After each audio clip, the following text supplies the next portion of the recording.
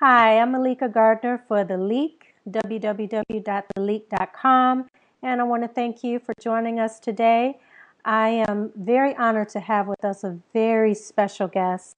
I know many of you have been hearing, unless you've been living under a rock, have been hearing about Ebola, and many of us are wondering what is going on with this virus. And if you're anything like me, you want to get to the source. And the news has been giving us information here and there. We don't know whether to shake a person's hand, be completely paranoid. We don't know what to think. We're getting reports that, we've only had one person die here in the United States, but yet we know that there are thousands over in Africa who are suffering from this virus. So I definitely wanted to know what was going on, so I wanted to share it with my Leak readers. So the guest that I have with us today is someone that I had the honor of meeting a couple of years ago in Los Angeles at a entrepreneur presentation that I was giving, and he's a very respected individual in the healthcare industry for Kaiser Permanente. I can never say that name, Kaiser Permanente in Los Angeles.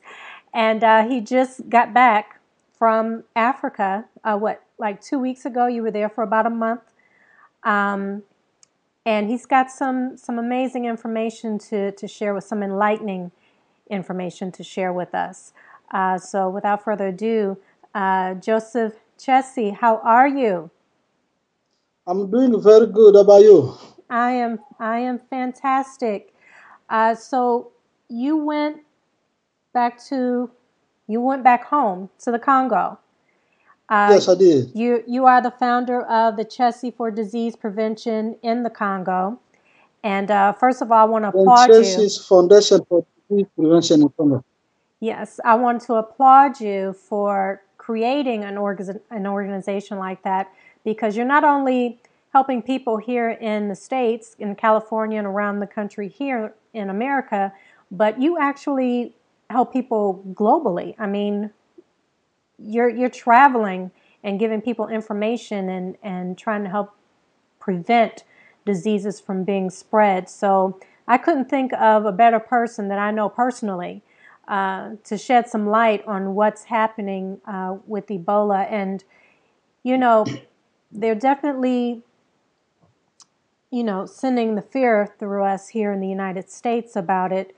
But I know over in Africa, it's just devastation. So can you shed some light with us about what's really going on with Ebola? First of all, our name for our organization called the Nsiesi's Foundation for Disease Prevention in the Congo. In short, www.nfdpc.org. So this organization has been there for almost like 2 years. We are like for disease prevention because the main reason because we noticed that in Africa there are many diseases that have killed people, and most of the diseases are preventable. But because of we feel like Congolese people have been neglected. So I came with this idea to, while I'm doing my job in America, to do something to help people out there. So since then we've been working hard. At this point we have big team, and there we have to educate people how to prevent the disease. So this kind of education we do it through what is this? TV, new technology. We use new technologies, but our main goal is to have centers. We have some yard.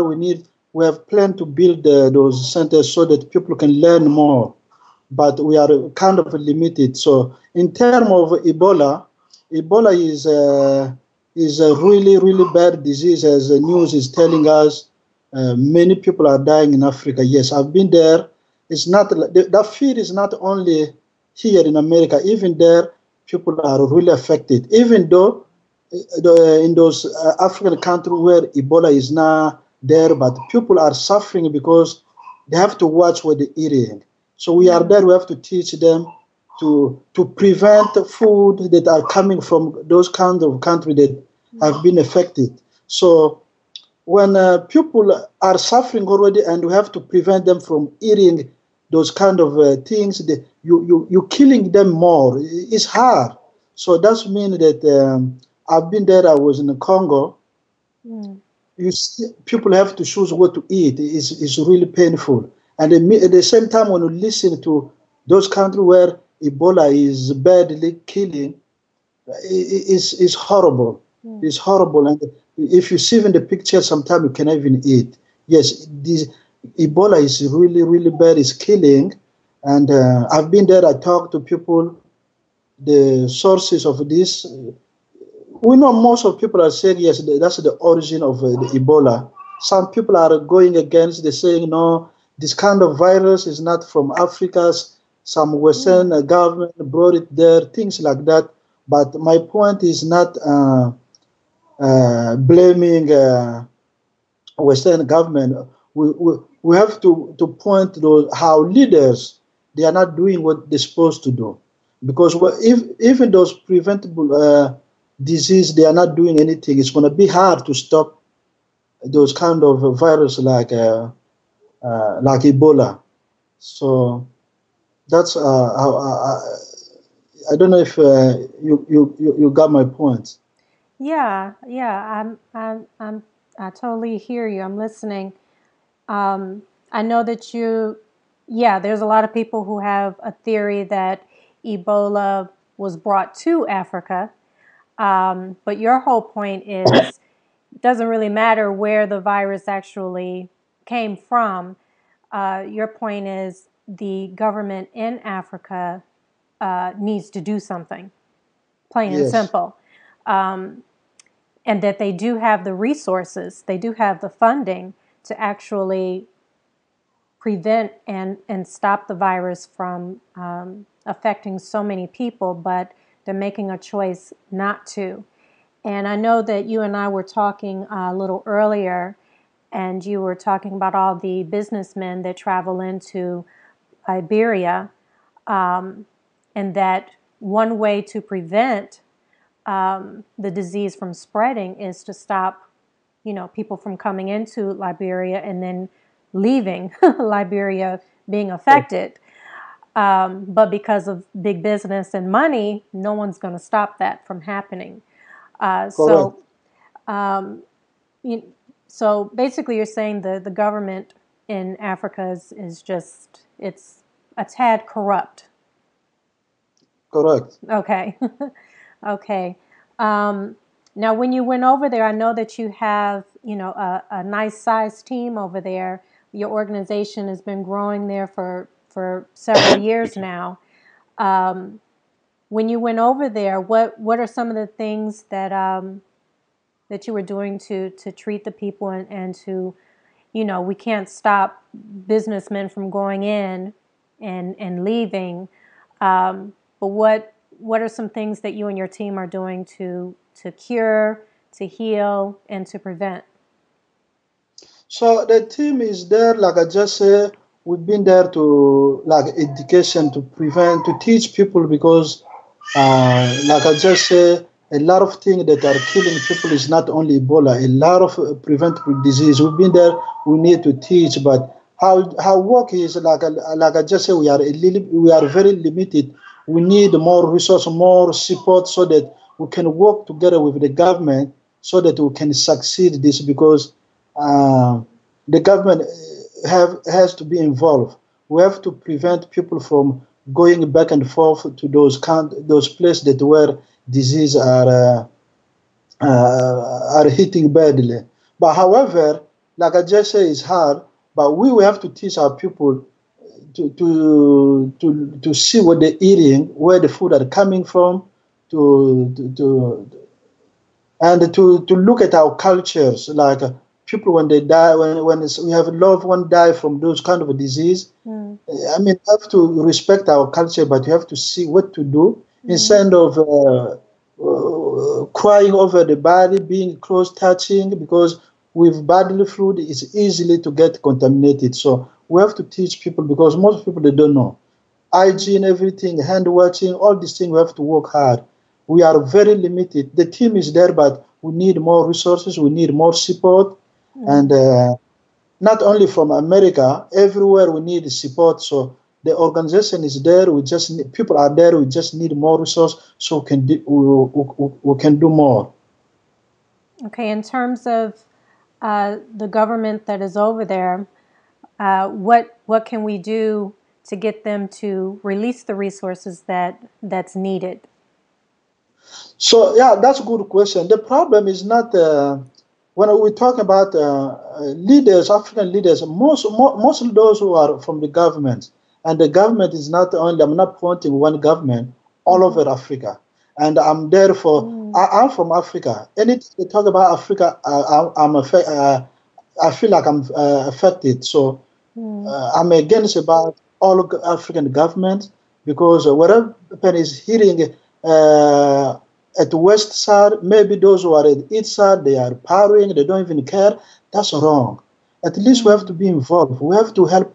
Instead of seeing people over there dying, and at the other side you dancing, you feel like this is not my problem. That's bad.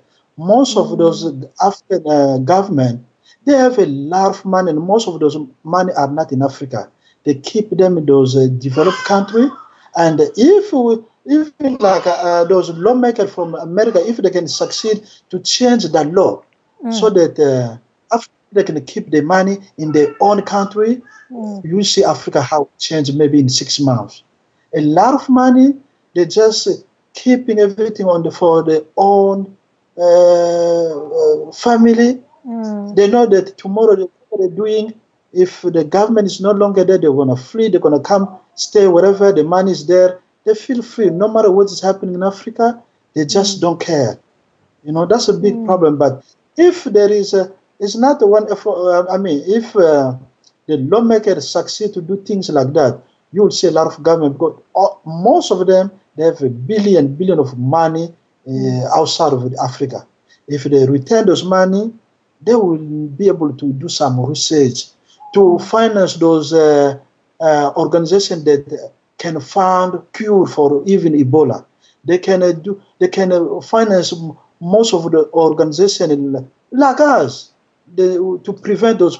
We are there to teach preventable disease, but we are limited. We don't have enough to do the job. But most of the money is just out there. So that's bad behavior. That's why I'm saying that instead of blaming those Western government, we should blame our own people first. Whatever they are doing is wrong. Whenever you see people are dying, even in Liberia, we're talking Liberia, Sierra Leone, it's really, really bad.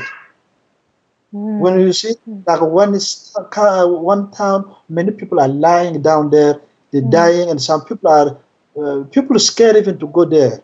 Our organization, we had some volunteers that were planning to go there in Congo to do our job, to teach people, volunteered. I had 10 nurses volunteer and 2 doctors were planning by February to go in Africa, but because of Ebola, they changed their mind. So you see, this is really bad for all of us. Wow. And the fact that you've even gone back over there, I read your book, A Compass of Faith, A Man's Journey to America. I mean, just your journey to get over here years ago, your government had put your name on a hit list because you were fighting for the rights and for families to be able to really earn an income and get a proper education. You were an activist and just fighting for people's rights. And so you were able to, just to give people a little background as to who you are, how fascinating your story is, you were able to escape on a billionaire, if I'm saying that correctly. Am I saying that right? Yes. Billionaire. And Yes. and you endured an illness there too, where people beside you were dying, trying to get away as well. And you had gotten sick, and by the grace of God, I mean, your book is just full of faith that kept you going. You didn't die from that mysterious virus yourself, and you were able to make it here to America. I mean, you literally had to fight your way on the plane to get over to America, and you just started all over, a family, and became a very successful man over here.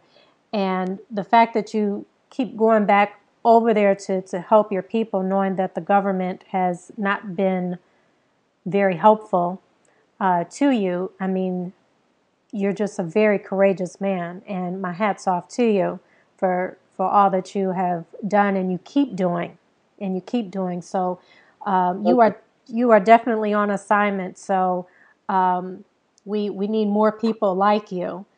But I would really love to know, gosh, I wish it was more that we could do with a government that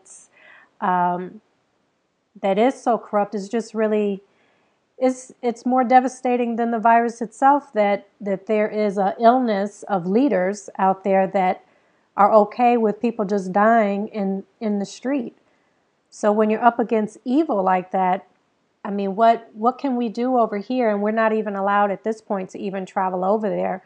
I mean, we have friends right now who are in South Africa, and when they get back over here, they're not allowed to even go back to work for like 3 weeks, because the employers are fearing that they may have contracted Ebola, so they want to wait the 3 weeks.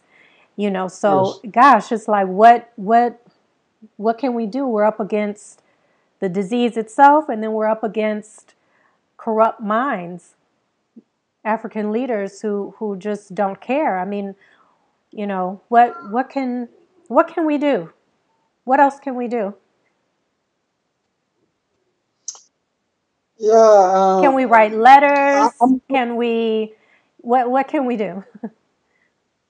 So I'm glad, first of all, I'm glad you learn about my story, A Compass of Faith, A Man's Journey to America. That was my book. And you say, whatever you say, everything you say was correct.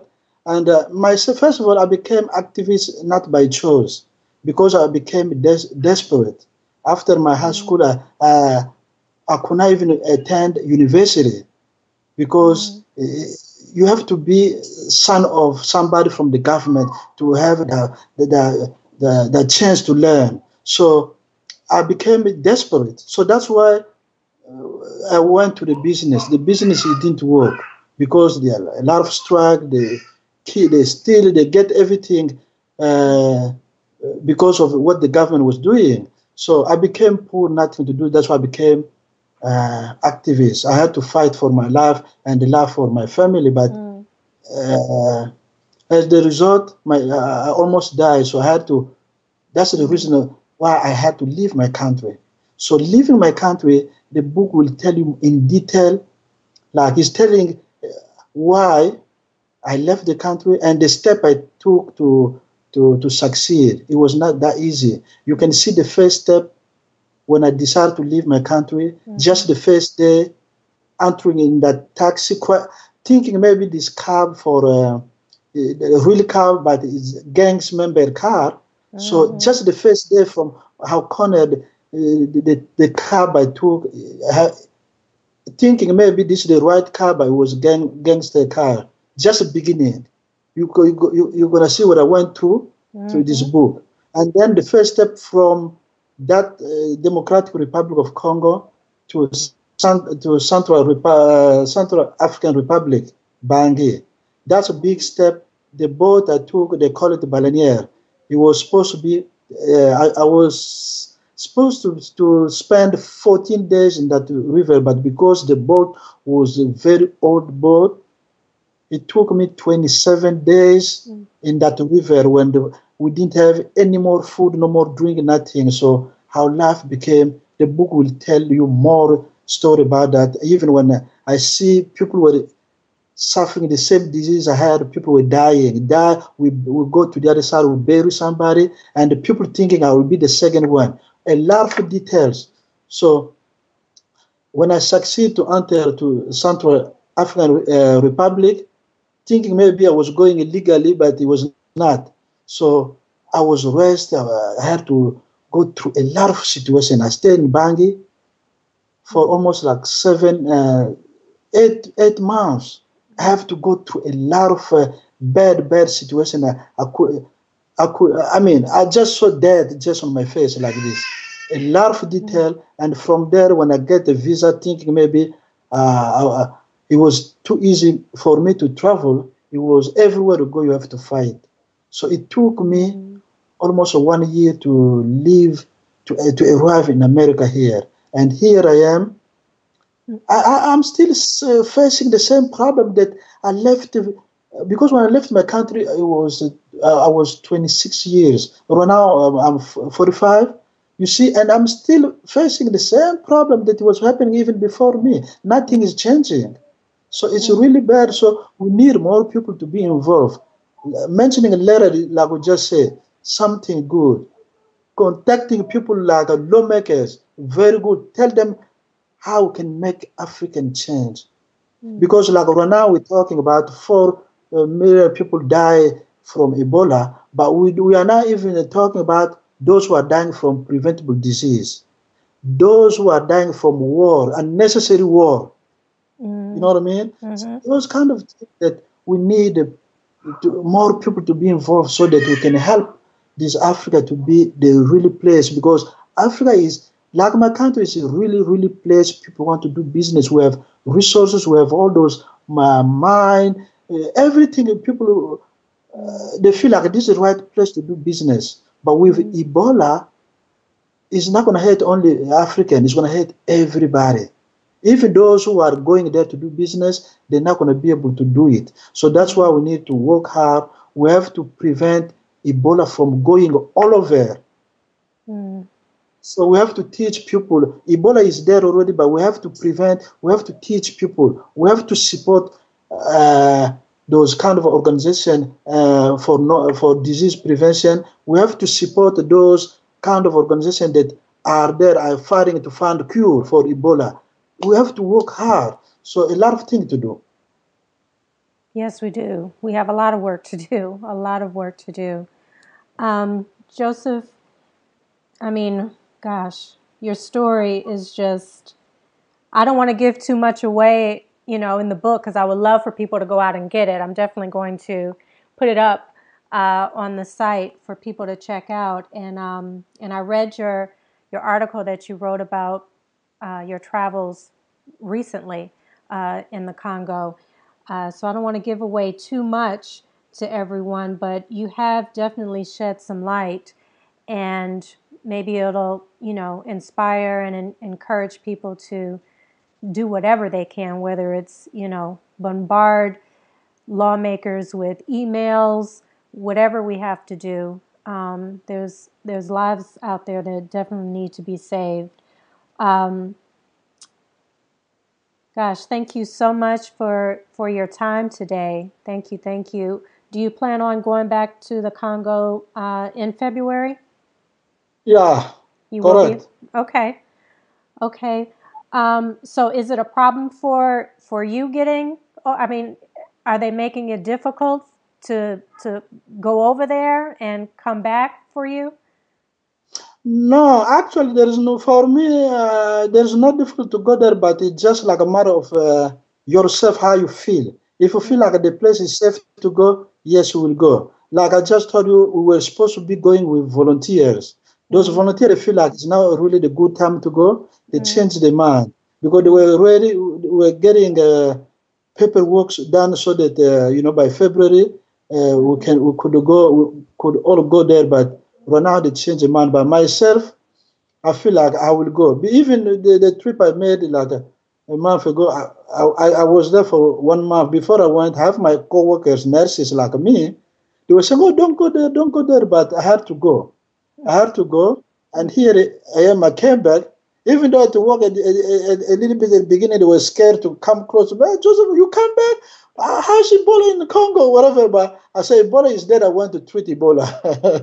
So people were kind of like scared to come close to me. But here I am, healthy, thank God. So February, yes, I'll go there. But going there, I need, even the volunteer are not there, but we need help. The organization is there. We have people there who are ready to do the job. We just need the support. And our website, when you see the website, Facebook, people will see what we do here. So our website is www. I just said that www.nfdpc.org. I don't know if they can be able to see my information here. I'll be sure to, it'll be on the site. So they'll see Oh, it. cool. Thank you. Yes. Yeah. Thank you. They will see it.